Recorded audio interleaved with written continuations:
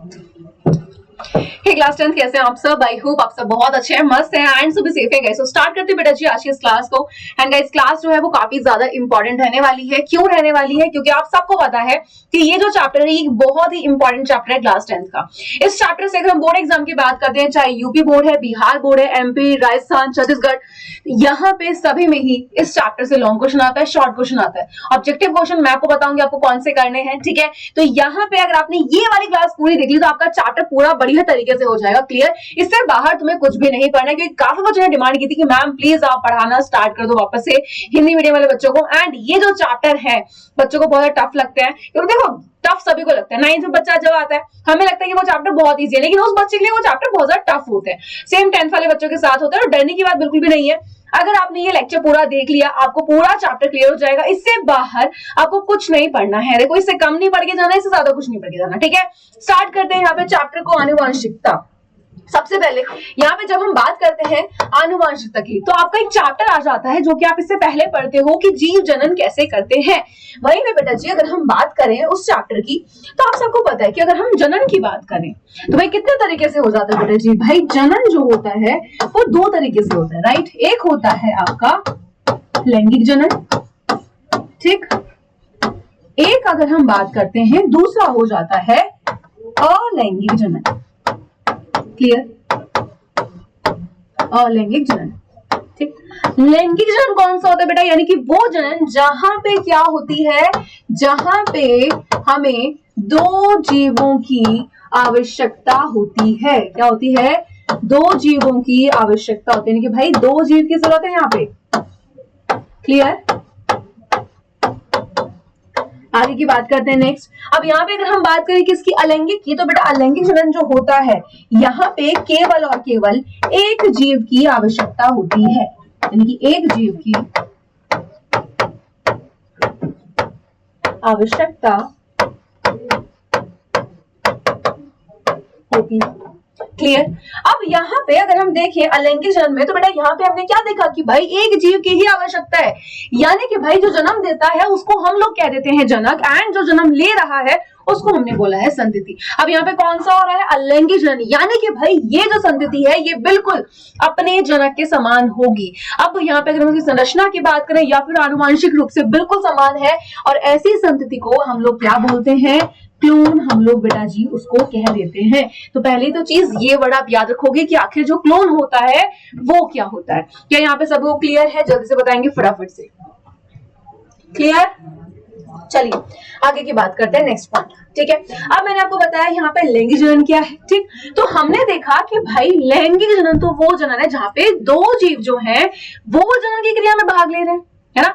And एक उसमें से क्या है भाई? एक होता है नर यानी कि मेल, एंड एक होता है मादा। यहाँ पे क्या होता है भाई? नर में नर युग्मक बन रहा होता है यानी कि मेल गैमेट जो कि होता है शुक्राणु यानी कि स्पर्म, एंड फीमेल में बन रहा होता है आपका फीमेल गैमेट। अगर हम यहाँ पे मनुष्य की बात करें फीमेल गैमेट बनता है जो कि होता है अंडाणु, ठीक है।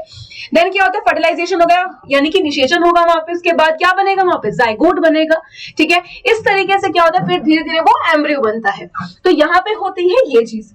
अब अगर हम बात करते हैं यहाँ पे एक अंतर आता है, ठीक है, यानी कि जब हम लैंगिक और अलैंगिक जनन में अंतर को पढ़ते हैं बेसिकली, ठीक है। आपने इससे पहले वाले चैप्टर में पढ़ा होगा, जिन बच्चों ने वो लेक्चर देखा है उनको समझ आ रहा होगा। तो बेटा अगर आपने नहीं देखा प्लीज उस लेक्चर को देख लेना, मैंने वहां पे बहुत डिटेल में पढ़ाया होगा, ठीक है। तो यहाँ पे ये वर्ड आता है विभिन्नता, ठीक। विभिन्नता कहाँ अधिक आती है? जब हमने उस चैप्टर में जाना तो हमने जानता कि विभिन्नता जो कम आती है वो आती है अलैंगिक जनन में, लेकिन विभिन्नता किसमें? लैंगिक जनन में अधिक आती है, ठीक।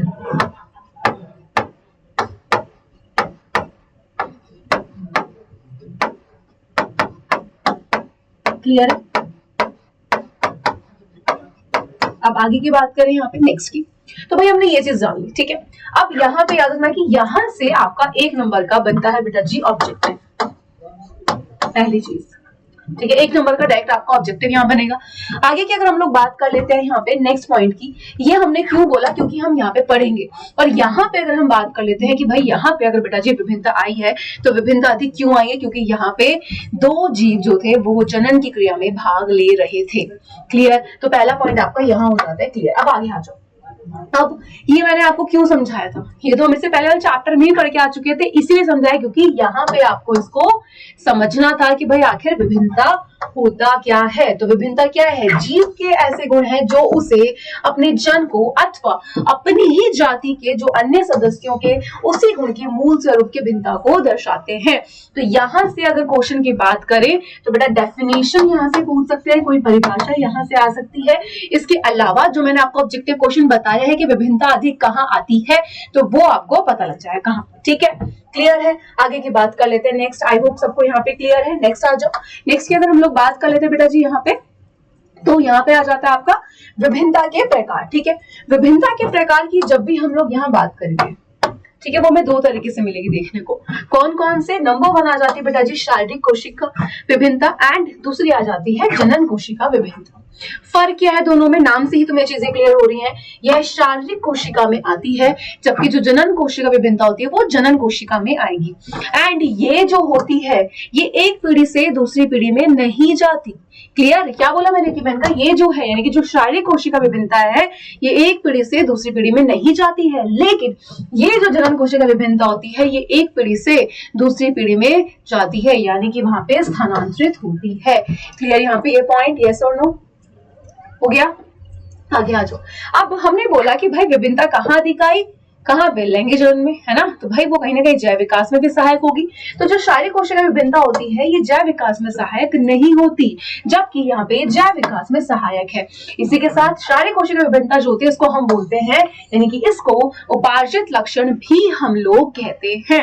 अब यहाँ पे आप सबको ध्यान रखना है क्या उपार्जित लक्षण क्या होते हैं। तो उपार्जित लक्षण होते हैं जिनको हम जन्म के बाद ग्रहण करते हैं। ठीक है, एंड यहाँ पे जो जनन कोशिका विभिन्नता इसको हमने क्या बोला है, आनुवांशिक लक्षण भी कहा जाता है। एंड आनुवांशिक लक्षण क्या होता है, आनुवांशिक लक्षण वो लक्षण होते हैं जो एक पीढ़ी से दूसरी पीढ़ी में जाते हैं। क्लियर, समझ आया। उपार्जित लक्षण कौन से, जल्दी से रिवाइज करो फटाफट से। उपार्जित लक्षण कौन से, वो लक्षण जो एक पीढ़ी से दूसरी पीढ़ी में नहीं जाते हैं, जिनको आप जन्म के बाद ग्रहण कर रहे हो। लेकिन ये जो आनुवांशिक लक्षण होते हैं ये एक पीढ़ी से दूसरी पीढ़ी में जाते हैं, इसीलिए इनका नाम क्या है, आनुवांशिक लक्षण। क्लियर यहाँ पे। चलो आगे की बात कर लेते हैं। अब आ जाता है आनुवांशिकता। ठीक, क्या होता है, आपने देखा होगा है ना, कुछ ऐसी चीजें होती हैं जो पेरेंट्स से उनके बच्चों में जाती है। तो जनक कौन हो गए, भाई जो जन्म दे रहा है। ठीक है, तो जनकों से उनकी संतानों में पीढ़ी दर पीढ़ी, समझे कि भाई एक जनरेशन से दूसरी जनरेशन में इस तरीके से युग्मकों के माध्यम से पैतृक गुणों का संचरण हमारा क्या कहलाया जाता है, आनुवांशिकता कहलाया जाता है। और एक नंबर का बेटा जी यहाँ से क्वेश्चन बनता है जो डेफिनेशन वो पूछ लेते हैं। तो यहाँ से आपकी डेफिनेशन बन जाती है जो सीधा पूछ लेते हैं। ये ऑब्जेक्टिव क्वेश्चन में भी आ सकती है एंड वो डायरेक्ट भी पूछ लेते हैं कि बताओ क्या है आनुवांशिकता की परिभाषा, कर सकते हो बेटा जी। यहाँ पे आगे की बात करें, यहाँ पे नेक्स्ट पॉइंट पे, तो आनुवांशिकता सबको क्लियर हो गया यहाँ पे, यस और नो।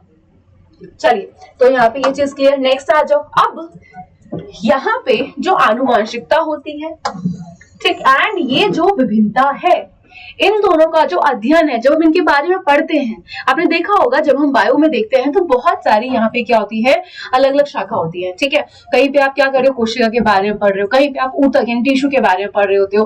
तो यानी कि भाई यहाँ पे अगर हम बात करें जीव विज्ञान की वो शाखा जिसके अंतर्गत आप आनुवांशिकता और विभिन्नता का क्या करते हो, अध्ययन करते हो, यानी कि जहां पे आप इन दोनों के बारे में पढ़ते हो वो क्या होता है हमारा, उसको हम कह देते हैं आनुवांशिकी, या हम उसको कह देते हैं जेनेटिक्स। एक ऐसा सब्जेक्ट जिसके अंदर आप इन सभी को पढ़ते हो। क्या यहाँ पे चीजें क्लियर है? चलिए आगे की बात कर लेते हैं। यहाँ पे नेक्स्ट पे आ जाएगा इस,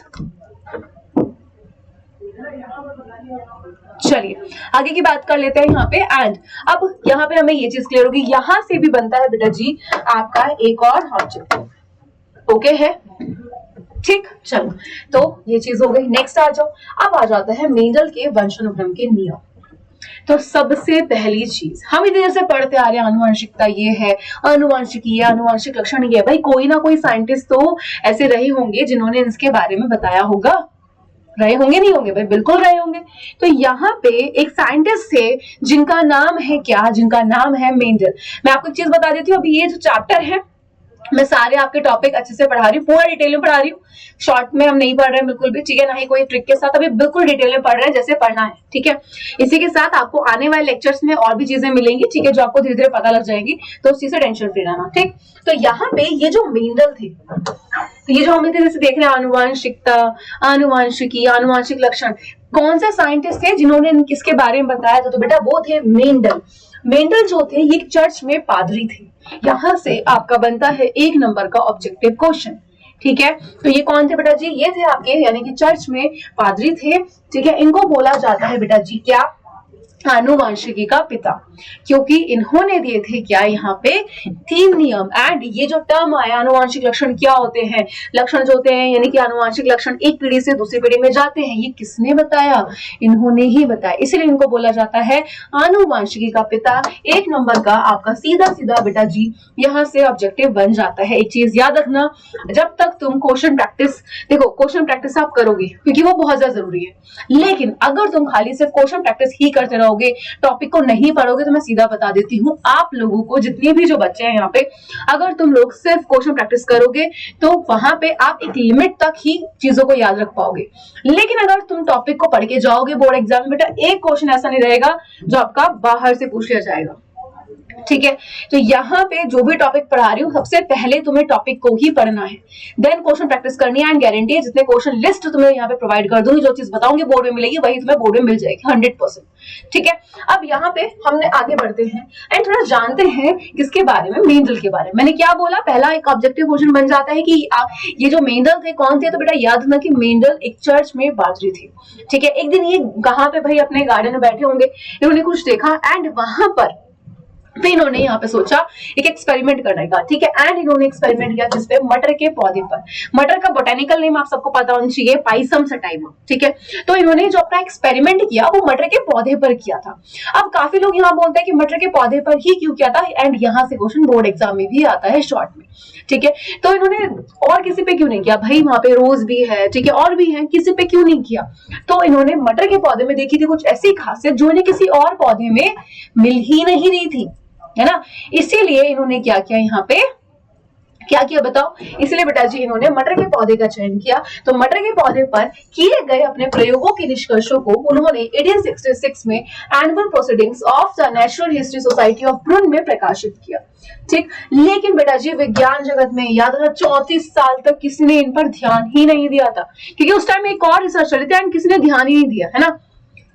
अब यहाँ पे 34 साल के बाद, ठीक है, और साइंटिस्ट आए एंड उन्होंने देखा कि भाई मेंडल जो बता के गए हैं वो तो बिल्कुल सही बता के गए हैं, यहाँ पे तो कुछ ऐसा है ही नहीं जो मेंडल गलत बता के गए। तब जाके इनके नियमों को मान्यता मिली, यानी कि क्या बोल रहे हैं 34 वर्ष तक इस पर ध्यान नहीं दिया गया। लेकिन उनकी मृत्यु के पश्चात 1900 में अपने प्रयोगों के निष्कर्षों को क्या, यानी कि जो इन्होंने जो एक्सपेरिमेंट किया, ठीक है, उससे जो रिजल्ट आया, ठीक है, फिर वहां पे जो साइंटिस्ट थे उनके द्वारा क्या मिली, मान्यता मिली, ठीक है।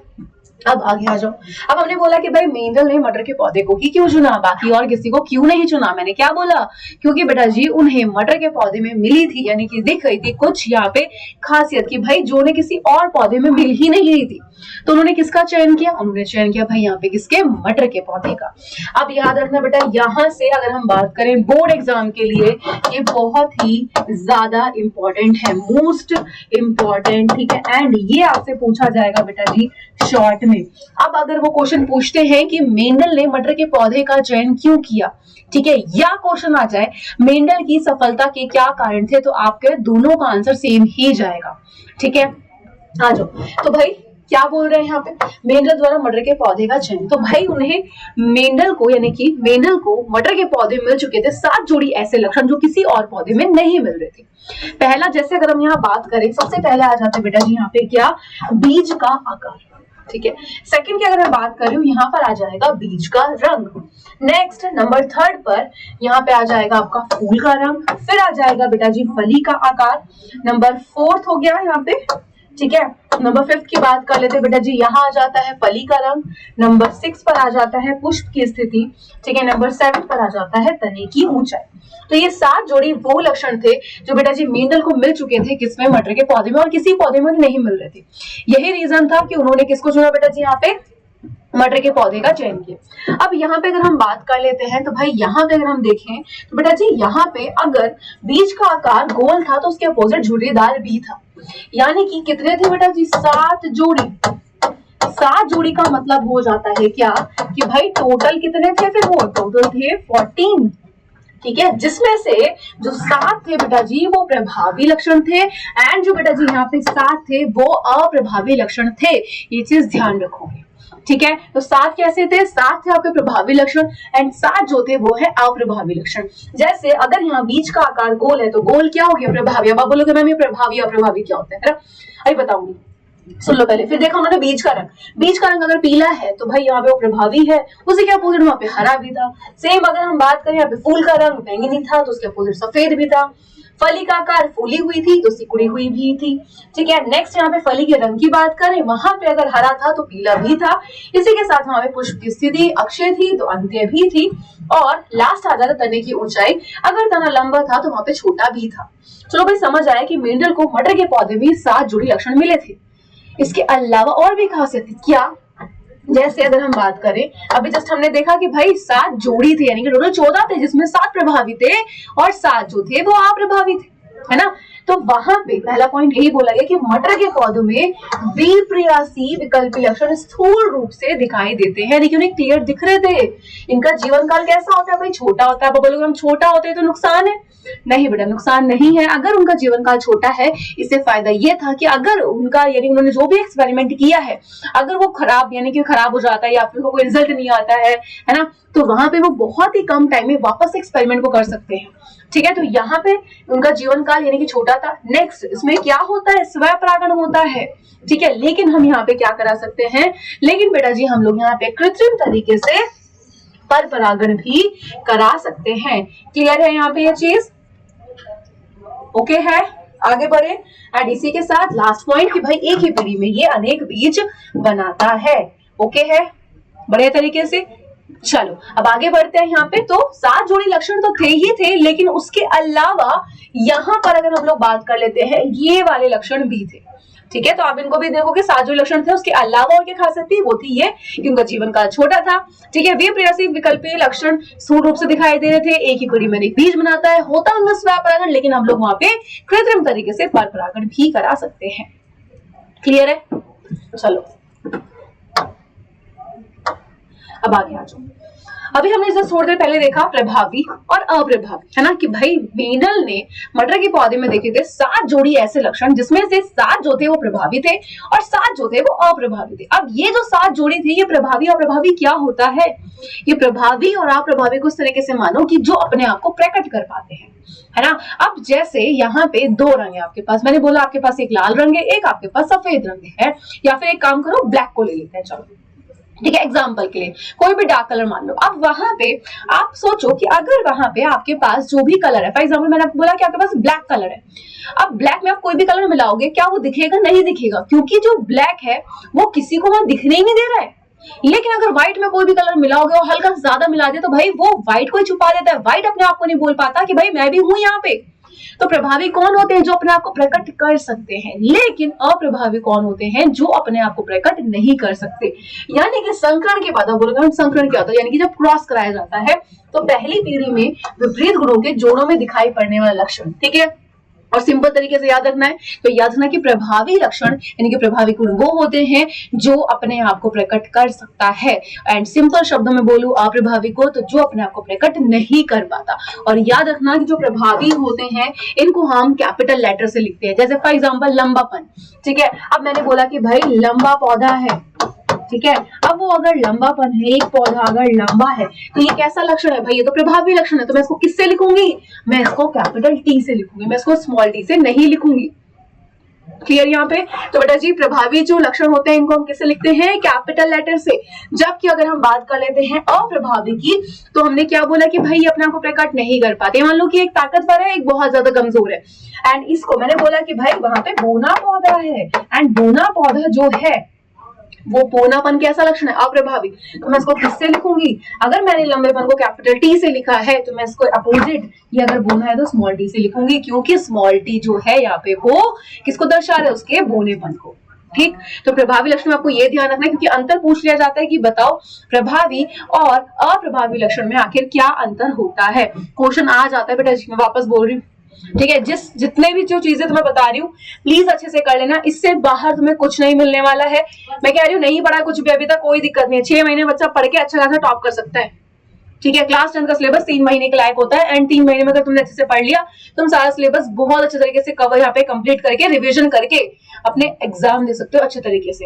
और अगर तुमने सोचा है कि टॉप करना, तो बेटा अभी जितने लेक्चर पढ़ा रही हो बहुत अच्छे से पढ़ लो, क्वेश्चन प्रैक्टिस सब कुछ तुम्हें ट्रिक में बताऊंगी, टेंशन मत लेना, बस अच्छे से पढ़ लेना, लेक्चर जरूर पूरा देख लेना, ठीक है। अब आगे की बात कर लेते हैं यहाँ पे नेक्स्ट आ जाता है यहाँ पे कि भाई मेंडल ने जब एक्सपेरिमेंट किया, तो उस एक्सपेरिमेंट के बाद में आपको ये तो पता लग गया कि भाई मेंडल ने आखिर मटर के पौधे को ही क्यों चुना, ये तो हमें पता लग चुका है। लेकिन अब जब उन्होंने एक्सपेरिमेंट किया था एंड हमने देखा कि उनके नियमों को मान्यता भी मिली थी, लेकिन उन्होंने आखिर कौन से 3 नियम दिए थे, तो बेटा यहाँ पे 3 नियम दिए थे। प्रभाविता का नियम, सेकंड आ जाता है पृथक्करण का नियम, एंड नंबर 3 आ जाता है स्वतंत्र अपव्यूहन का नियम, ठीक है। यहाँ पे बेटा लेक्चर बिल्कुल फ्री है, हिंदी मीडियम वाले जितने भी मेरे बच्चे उन्होंने सबने बोला कि मैम प्लीज पढ़ा दो, ठीक है। तो यहाँ पे इसीलिए मैं पढ़ा रही हूँ, एंड ये लेक्चर बिल्कुल फ्री है, तो आप देख सकते हो, कोई दिक्कत नहीं, ठीक है। और पूरा डिटेल में से बाहर ज्यादा कम कुछ नहीं पढ़ा, जितना पढ़ा है इतना ही पढ़ना है। अब एग्जाम में याद रखना कि एग्जाम में या तो वो क्या करेंगे, आपको इस तरीके से पूछेंगे कि तीनों में से कोई एक नियम पूछ लेंगे, या फिर अगर वो तीनों नियम पूछेंगे तो वो सीधा बोल देंगे लॉन्ग क्वेश्चन में, ठीक है। तो आपको तीनों नियम बहुत अच्छे से आने चाहिए, क्योंकि एग्जाम में अगर हम बात करें तीनों ही पूछेंगे। शॉर्ट में बात करें तो तीनों आए हुए हैं, कभी पहला पूछा है कभी दूसरा पूछा है। लॉन्ग की बात करें तो लॉन्ग क्वेश्चन में भी बहुत ज्यादा पूछा जा चुका है, ठीक है। तो स्टार्ट करते हैं यहाँ पे सबसे पहले प्रभाविता के नियम से। ये नियम सिंपल एक बात कहता है, क्या बात कहता है कि प्रभावी लक्षण जो है वो हावी होगा किस पे, अप्रभावी पे, ठीक है।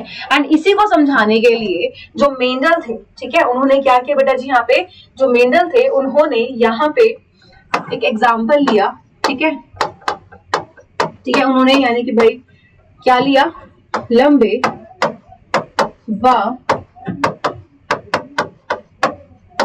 बोने पौधे के मध्य संकरण, ठीक है। अब यहाँ पे अगर हम बात करते हैं लंबे व बूने पौधे के मध्य संकरण, ध्यान सुनेंगे, लंबापन की अगर हम बात करें बेटा कैसा लक्षण है, प्रभावी। याद रखना बेटा जी, वो जो 7 जुड़ी लक्षण है उसमें आपको ये जरूर पता होना चाहिए कि कौन सा प्रभावी लक्षण है कौन सा अप्रभावी। अगर मैं आपसे पूछूं बेटा बताओ गोल बीज कैसा लक्षण है, प्रभावी या अप्रभावी, तो आपको पता होना चाहिए कि मैम ये तो हमारा प्रभावी लक्षण है। अगर पूछा अच्छा बेटा बोनापन कैसा लक्षण है, प्रभावी अप्रभावी, तो भी आपको पता होना चाहिए कि मैम ये तो अप्रभावी लक्षण है, ठीक है। अब यहाँ पे अगर हम बात कर लेते हैं तो जो बोनापन है बेटा जी ये कैसा हो जाता है, बोनापन आपका हो जाता है अप्रभावी, ठीक है।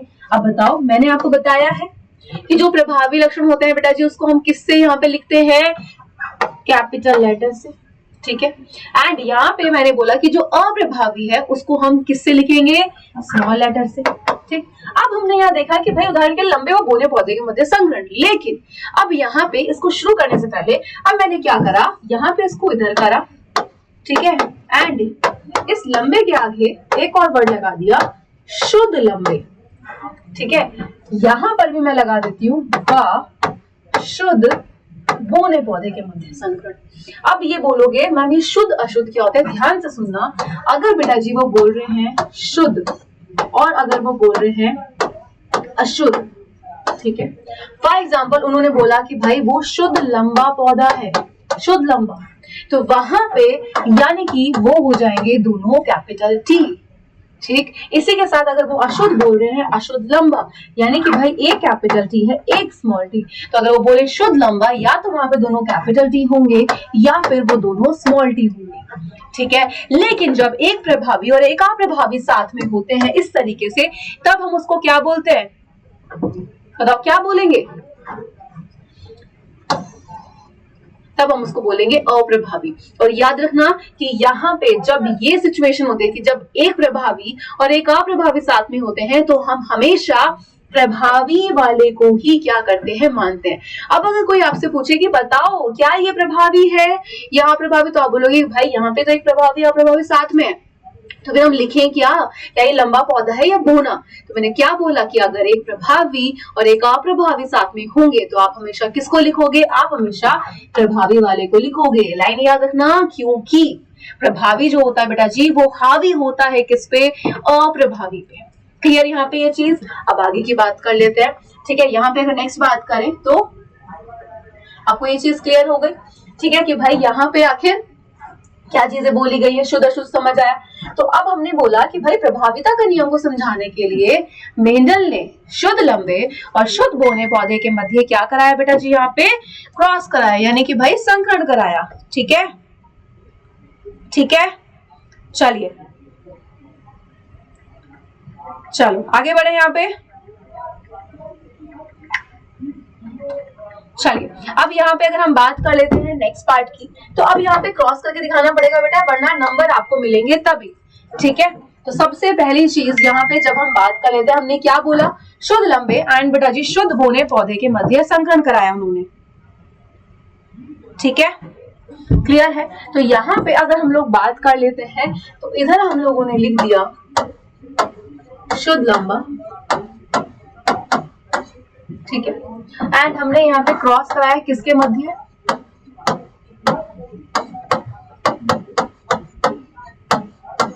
शुद्ध बोने पौधे के मध्य। ठीक है, शुद्ध लंबे की अगर हम बात करें यानी कि बेटा जी कैसा है, दोनों कैपिटल टी हो जाएंगे, है ना। एंड अगर हम बात करें शुद्ध बोने पौधे की तो बेटा जी यहाँ पे दोनों कैसे हो जाएंगे, आपके दोनों ही स्मॉल टी हो जाएंगे। अब ये जनक है, यहाँ से कौन निकल कर आए बेटा जी, ये युग्मक निकल कर आए। ठीक, इधर से ये हो गए एंड इधर से आपकी ये आ गए। फिर अब जब यहाँ पे क्रॉस कराओगे आप तो क्या दिखा आपने यहाँ पे कि भाई आपने देखा हमने लिख दिया इस तरफ, ठीक है, इस तरीके से। तो आपने जब ये कौन सी पीढ़ी है, ये है आपकी F1 पीढ़ी।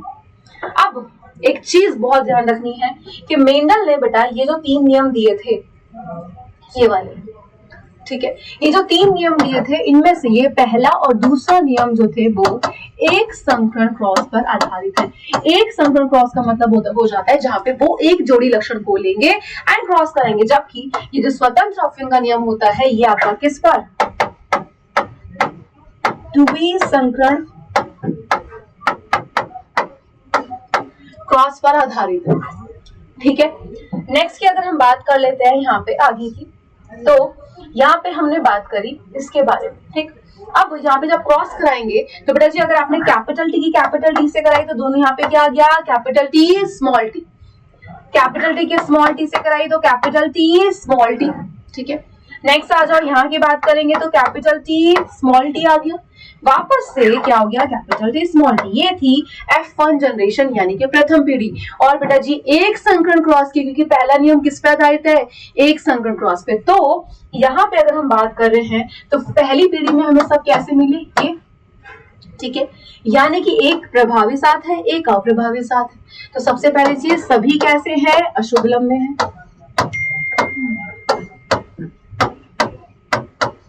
क्लियर, कैसे बेटा जी, सारे के सारे अशुद्ध लंबे हो गए वहां पे। क्लियर,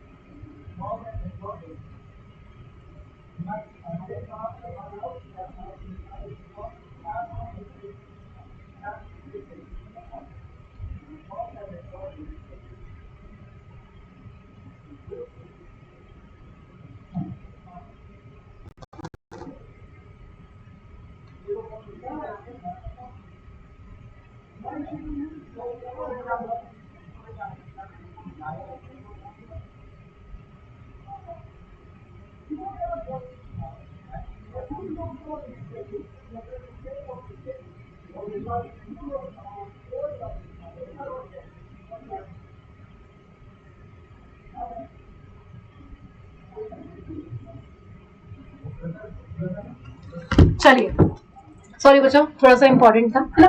अब यहाँ पे हमने बोला कि भाई यहाँ पे एक कैपिटल है एंड एक स्मॉल है।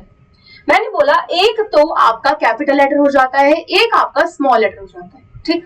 अब यहाँ पे मैंने बोला ये कैसे हो जाते हैं कि भाई यहाँ पर तो एक प्रभावी और एक अप्रभावी साथ में है, ठीक। यहाँ पे अब यहाँ पे अगर एक प्रभावी और एक अप्रभावी साथ में हो जाते हैं तो भाई सीधी सी बात है, यहाँ पे हम किसको मानेंगे, प्रभावी वाले करेंगे। सब कैसे हुए, सभी अशुद्ध लंबे हुए, यानी कि आप क्या बोलोगे, सभी अशुद्ध लंबे पौधे प्राप्त हुए, ठीक है। अब यहीं पे आपकी इसके पहले नियम का क्या बोल रहा है कि कारक, कारक क्या है, पहले जीन को कारक कहा जाता था, तो कारक युग्मों में पाए जाते हैं। युग्म का मतलब हो जाता है जोड़े, ठीक है। यदि कारक के दोनों सदस्य असमान हो तो इनमें से एक कारक क्या बोल रहे हैं, दूसरे कारक पर प्रभावी हो जाता है और प्रभावी कारक अप्रभावी कारक के गुण को दबा देता है, अर्थात उसे प्रकट नहीं होने देता। यानी कि यहाँ पे लंबापन भी था एंड बोनापन भी था, ठीक है। एंड लंबापन जब था वहां पे तो उसने बोनेपन को वहां पे दिखने नहीं दिया। क्लियर यहाँ पे। तो आप यानी कि अगर हम बात करें कि भाई यहाँ पे जब हमने क्रॉस करा दिया शुद्ध लंबे और शुद्ध बोने पौधे के मध्य, लंबापन तो भाई प्रभावी था, लेकिन जो हमारा बोना था वो कैसा था, वो अप्रभावी लक्षण था, ठीक। तो वहां पे क्या, जब हमने क्रॉस करवाया तो हमारे क्या मिला, capital T small T, and हमने देखा वहां पे कैसे है, सारे अशुद्ध लंबे हैं, ठीक है, क्योंकि वहां पे कैसा था, प्रभावी और अप्रभावी साथ में था। नेक्स्ट, प्रभावी कारक टी अप्रभावी कारक स्मॉल टी को प्रकट नहीं होने देता, ठीक है। यानी कैपिटल टी स्मॉल टी कारक युग्म होने पर पौधा लंबा प्राप्त होता है। क्या ये चीज क्लियर है, ठीक है। आप इसको इस तरीके से भी कर सकते हो,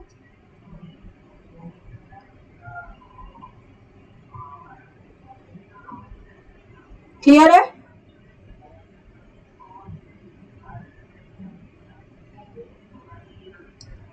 ओके है।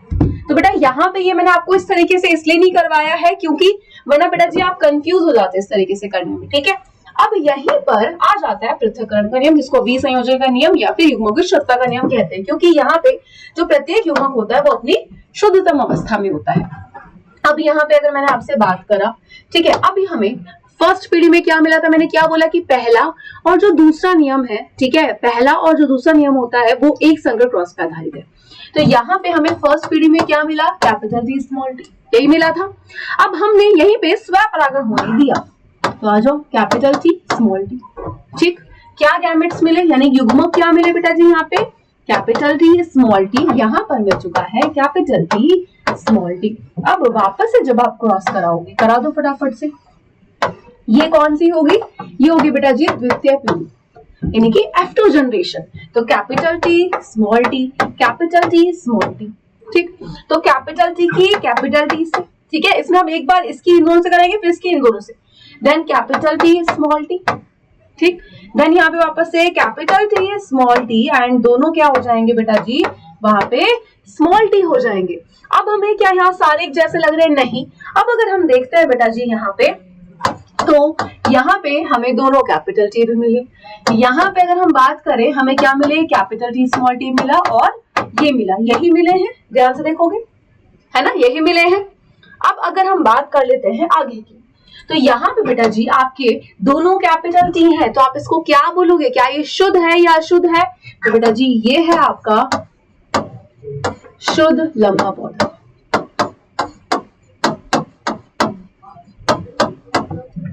क्लियर है। ये कैसा है, यहाँ पे अगर हम बात करें कैपिटल टी है और स्मॉल टी है, ये कैसा हो जाता है भाई, अशुद्ध लंबा।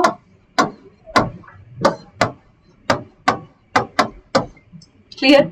एंड इसी के साथ दोनों कैसे हैं, स्मॉल टी हो जाते हैं, यानी कि भाई है तो शुद्ध, लेकिन दोनों स्मॉल टी हैं तो इसलिए बोलेंगे भाई ये है शुद्ध बोना पौधा, ठीक है।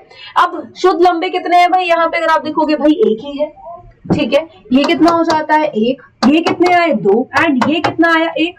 तो यहाँ पे एक अनुपात निकल कर आया, यानी कि 1:2:1। इस अनुपात को बोला जाता है जीनोटाइप या जीन प्रारूप, यानी कि जब हम उसकी जीनी संरचना का अध्ययन करते हैं, जब हम इस तरीके से देखते हैं शुद्ध कितने हैं अशुद्ध कितने हैं, तो वहां पर जो अनुपात निकल कर आता है वो होता है जीनोटाइप। अब अगर मैं आपसे पूछूं बेटा मुझे ये मत बताओ यहाँ पे शुद्ध कितने थे अशुद्ध कितने थे, मुझे बस ये बता दो कि यहाँ पे टोटल लंबे पौधे कितने हैं, बोने कितने, तो आप क्या बोलोगे, मैम 3 तो लंबे हैं 1 बोना है। तो बस सिंपल, जब आपने इस तरीके से बोला यानी कि अनुपात आया 3:1 एंड ये होता है हमारा फिनोटाइप, ठीक है। क्लियर है? तो ये कौन सा अनुपात होता है आपका? फिनोटाइप अनुपात होता है, ये चीज याद रखोगे। एंड ये आपके बोर्ड एग्जाम के लिए बेटा जी बहुत ही ज्यादा इंपॉर्टेंट है, क्योंकि ये एग्जाम में पूछा जाता है। क्लियर? आगे की बात करते हैं नेक्स्ट पॉइंट की। नेक्स्ट की अगर हम लोग बात करते हैं इसमें डेफिनेशन, तो भाई यहाँ बोल रहे हैं क्या कि युग्मक बनने के समय कारकों के जोड़े अथवा एलील के सदस्य विसंयोजित अथवा पृथककृत हो जाते हैं और प्रत्येक युग्मक को दो में से एक कारक प्राप्त होता है। इसे ही विसंयोजन का नियम अथवा पृथक्करण का नियम कहते हैं। प्रत्येक युग्मक में पहुंचने वाला कारक अपनी शुद्धतम अवस्था में होता है, ठीक है, इसे युग्मकों की शुद्धता का नियम भी कहा जाता है। तो आप इसको इस तरीके से भी कर सकते हो, तो ये भी गलत नहीं है। क्लियर है?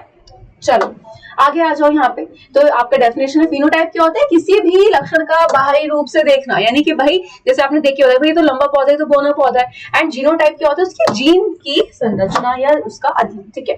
तीसरा नियम स्वतंत्र अपव्यय का नियम, बच्चों को लगता है बहुत ही ज्यादा डिफिकल्ट, लेकिन उतना ज्यादा डिफिकल्ट होता भी नहीं है। तो यहाँ पे बेटा जी स्वतंत्र अपव्यय के नियम को समझाने के लिए मेंडल ने यहाँ पे दो जोड़ी लक्षणों को लिया।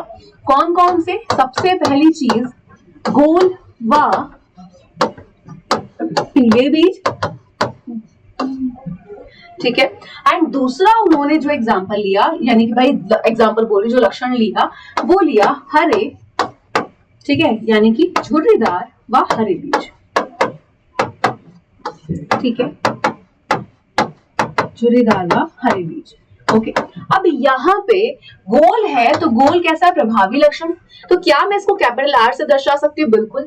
उसके अपोजिट क्या है? झुर्रीदार। तो क्या मैं झुर्रीदार जो कि आपका अप्रभावी लक्षण है इसको स्मॉल आर से लिख सकती हूँ? बिल्कुल। पीले बीज कैसा है? प्रभावी लक्षण, तो हम इसको कैपिटल वाई से दिखाएंगे। एंड हरे बीज है आपका कैसा? अप्रभावी लक्षण, तो हम इसको स्मॉल वाई से दर्शाएंगे। तो यहाँ पे इन्होंने कुछ इस तरीके से ही किया। इन्होंने क्या किया? प्रभावी वाले लक्षणों को एक तरफ लिख दिया गोल व पीले बीज, ठीक है, एंड इधर लिख दिया उन्होंने झुर्रीदार व हरे बीज। अब यहाँ पर क्या है भाई? ये आ गए युग्मक capital R capital Y, small R small Y. And जब यहाँ पे क्रॉस कराया तो क्या निकल कर आया? Capital R small R capital Y small Y. ये था आपका क्या? फर्स्ट जनरेशन, यानी कि पहली जनरेशन। तो पहली जनरेशन में यानी कि फर्स्ट जनरेशन में हमें कैसे मिले? सारे सभी गोल व पीले बीज, ठीक है। अब आगे की बात कर लेते हैं यहाँ पे, ठीक है। तो यहाँ पे आगे अगर हम आ जाते हैं, अब क्या होगा? वापस से स्व परागण होगा। तो हमने यहाँ पे इनसे ऐसे युग्मक बनाए जो आपस में नहीं मिलते, जैसे capital R capital Y and ये है। तो हमने एक बार कैपिटल आर कैपिटल वाई, ठीक है, and small R small Y, then आपका यहाँ पे small R capital Y and small R small Y. अब जब यहाँ पे क्रॉस करेंगे, चलो फिर आ जाओ, बहुत ही सिंपल सा है, ठीक है, बना लो। क्लियर?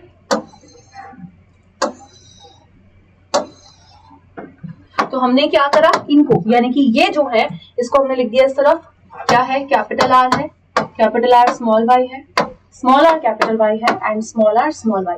सेम हमने इनको इस तरफ लिख दिया, ठीक, इधर हो गया। एंड ठीक है, आगे की बात करें यहाँ पे नेक्स्ट पे। तो यहाँ पे अब करा दो क्रॉस, पहले इसकी उन चारों से, फिर वापस से नीचे की, ठीक है, इस तरीके से। तो यहाँ पे कैपिटल आर, दोनों कैपिटल आर, दोनों कैपिटल वाई, ठीक है। याद रखना कि इसका जीनोटाइप आपके सिलेबस में नहीं है, आपको सिर्फ फिनोटाइप अनुपात याद रखना है, ठीक है।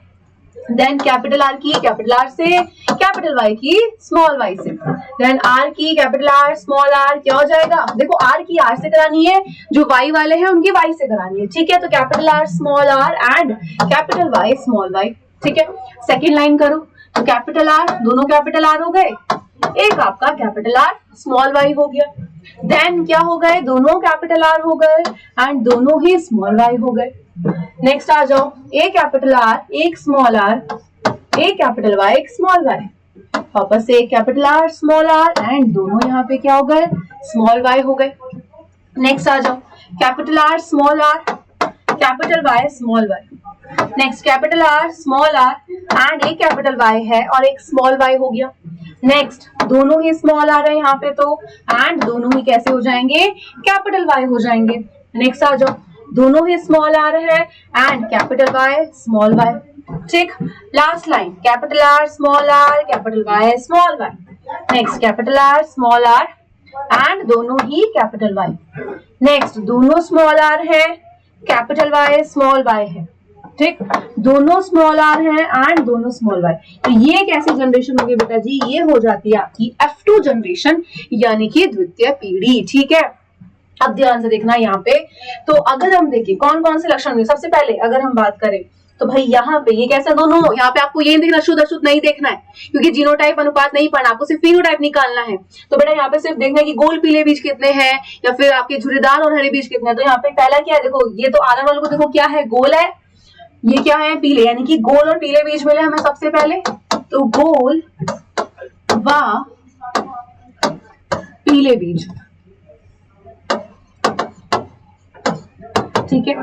तो चलो देख लेते हैं कितने हैं। तो भाई अगर हम गोल और पीले बीज की बात कर रहे हैं तो यहाँ पे आप नंबर याद रखने के लिए, ठीक है, ऐसे नंबर्स डाल देना, लेकिन एग्जाम में ये चीज मत करना, ठीक। तो कितने हो गए, एक हो गए, ये भी गोल है पीले हैं, दो, ये भी गोल और पीले, तीन, शुद्ध अशुद्ध नहीं देखना है, वापस से बोल रही हूँ, गोल और पीले चार बीज हो गए, देन ये 5 हो गए, उसके बाद ये हो गए 6, देन 7, उसी के साथ ये हो गया 8 एंड ये हो गए 9, ठीक है। तो बेटा जी गोल और पीले बीज कितने हो गए, 9 निकल कर आता है, ठीक है, ठीक।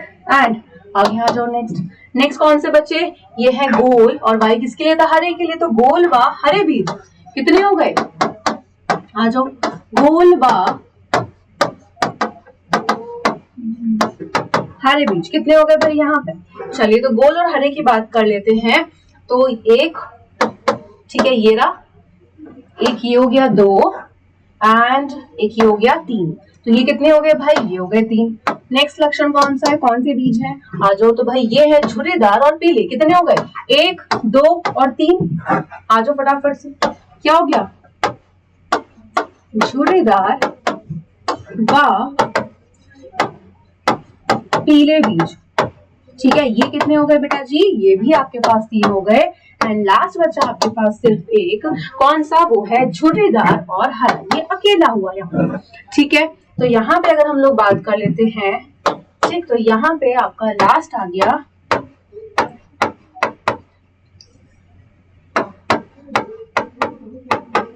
झुर्रीदार व हरे बीज, एंड ये कितने हैं बेटा जी, यहाँ पे ये होता है आपके पास 1।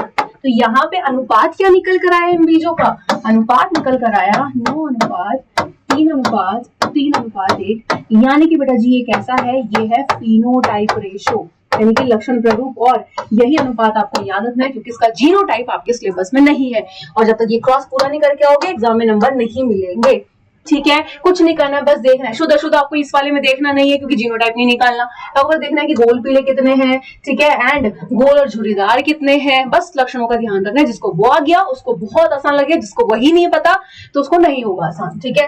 एंड इसको आप इस तरीके से भी कर सकते हो, क्लियर है, क्लियर, ठीक है। अब आगे आ जाओ नेक्स्ट पे।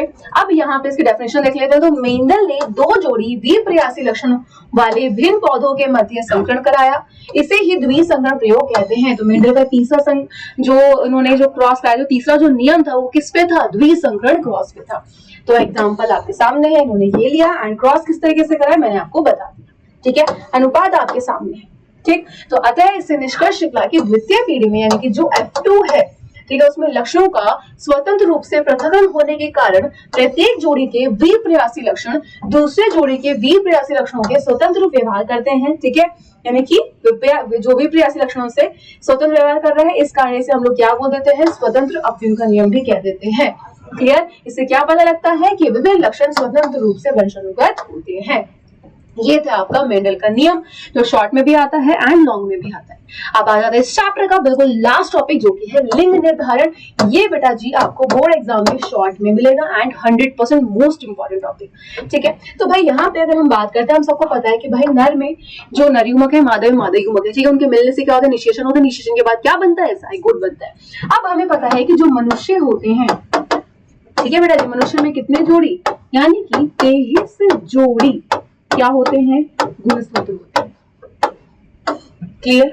जिसमें से अब अगर हम बात कर रहे हैं यहाँ पे, तो जो नर होते हैं, ठीक है, और जो मादा है, याद रखना दोनों में 23 जोड़ी है, जो 22 जोड़ी है, ठीक है, इनको हम लोग बोलते हैं ऑटोजोम्स।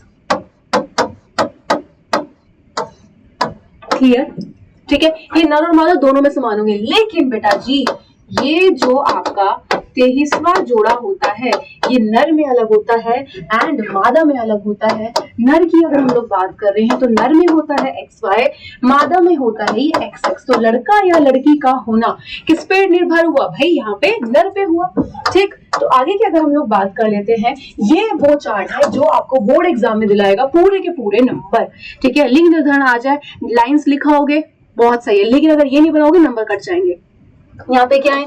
लैंगिक गुणसूत्र। तो याद रखना कि जो 23वां जोड़ा होता है उसको हम लैंगिक गुणसूत्र कहते हैं, बाकी जो 22 जोड़े होते हैं उनको हम ऑटोजोम्स कह देते हैं। ठीक है, अब यहाँ पे यानी कि दैहिक गुणसूत्र जो होते हैं, अब यहाँ पे ये युग्मक है, तो नर में क्या है? 23वां जोड़ा XY, मादा में क्या है? XX। ठीक, तो यहाँ पे ये युग्मक है उधर से, तो जब नर का जो X वाला क्रोमोसोम है, ठीक है, वो फीमेल के X क्रोमोसोम से मिल जाता है, यानी कि XX वाली सिचुएशन हो जाती है, तो वहां पे क्या होगी? मादा होगी। और अगर मादा की X क्रोमोसोम से नर का Y क्रोमोसोम मिल जाता है तो वहां पे क्या होता है? अगर वहां पे XY वाली कंडीशन होगी तो वहां पे लड़का होगा। तो इसी तरीके से तो लड़का या लड़की इनके कितने चांसेस है? तो 50% चांस होते हैं कि लड़की होगी एंड 50% चांस होता है कि लड़का होगा। क्लियर? ये याद रखना है। इसके पॉइंट्स जो है वो मैं आपको बताऊंगी कैसे लिखने हैं। बस यहीं पे आपका ये चैप्टर हो जाता है पूरे तरीके से कंप्लीट। इतने ही टॉपिक है, इससे बाहर कुछ नहीं पढ़ना, ठीक है, इससे कम कुछ नहीं पढ़ना। ठीक है, तो प्लीज इसको अच्छे से पढ़ के जाना है, बाकी टेंशन नहीं लेना है। इस पूरे चैप्टर को पढ़ लो, कहीं पे प्रॉब्लम आ रही है अभी मैं तुम्हें आंसर भी प्रोवाइड करूंगी कैसे लिखने हैं एंड कितने लिखकर आना है। पहले टॉपिक को समझो, टॉपिक क्या कहता है। ठीक है, लेक्चर देखने हैं अच्छे से तभी क्वेश्चन कर पाओगे। तो मिलते हैं नेक्स्ट वाले चैप्टर के साथ, तब तक के लिए bye bye and take care guys.